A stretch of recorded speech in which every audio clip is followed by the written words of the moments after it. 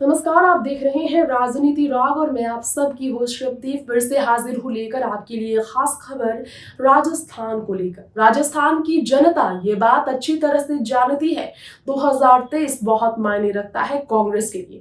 कांग्रेस अपनी सरकार रिपीट कराना चाहती है, लेकिन कांग्रेस की हाईकमान इस बात को जानती है कि गहलोत और पायलट गुट के बीच का खींचातान इस बार नकारात्मक नतीजा भी ला सकता है।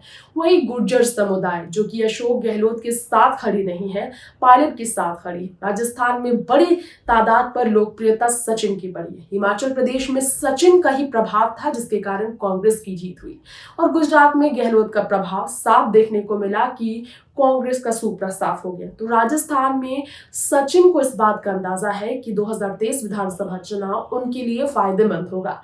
तो किन किन बिंदुओं पर चर्चा हो रही है इस बार चुनाव से पहले अशोक और सचिन के झगड़े के बीच, ये जानने के लिए देखिए खास रिपोर्ट। राजस्थान में अशोक गहलोत और सचिन पायलट के झगड़े के बारे में बात की जाए तो इसमें कोई शक नहीं, सचिन और अशोक का झगड़ा सबसे चर्चा में रहा। अब यहाँ इस बीच आपको बताना चाहेंगे कि सचिन और अशोक का झगड़ा जो खत्म होने का नाम नहीं ले रहा, उस पर फाइनल घेराबंदी पर जुट गए हैं सचिन। खुद अपने गुट के साथ 3 स्ट्रैटेजी पर काम कर रहे हैं। तीनों स्ट्रैटेजी के बारे में जानेंगे। बेरोजगारी और महंगाई को मुख्य मुद्दा जो बनाया गया। मकर संक्रांति के बाद सचिन 5 रैली और रोड शो करेंगे। बताया जा रहा है पायलट गुट के मंत्री और विधायक शामिल होंगे इसमें। और बजट सत्र में जुटी गहलोत सरकार की टेंशन पायलट की रैलियां बढ़ाएगी।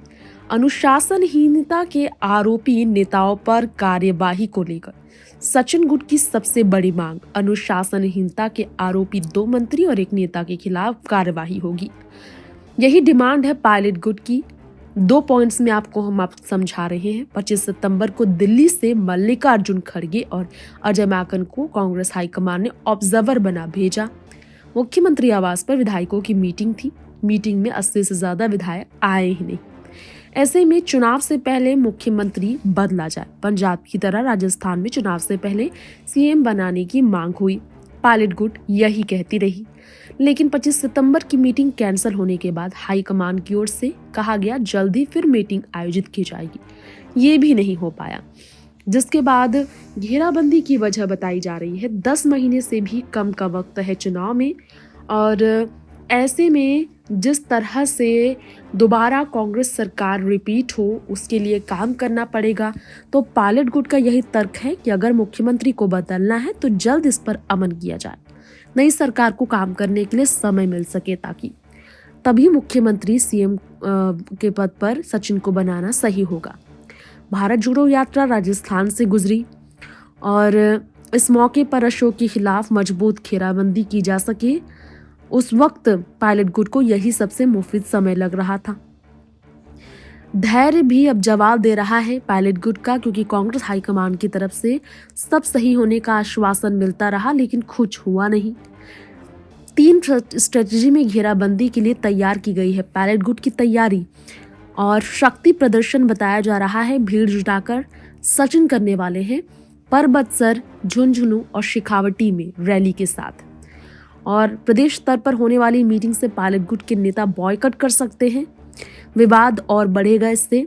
गहलोत के खिलाफ सीधे ट्वीट कर रहे नेता भी 30 जनवरी तक राजस्थान के विवाद शांत करने की कोशिश में जो हाईकमान है उनके लिए पायलट की रैली में सियासी सीज फायर टूट सकता है।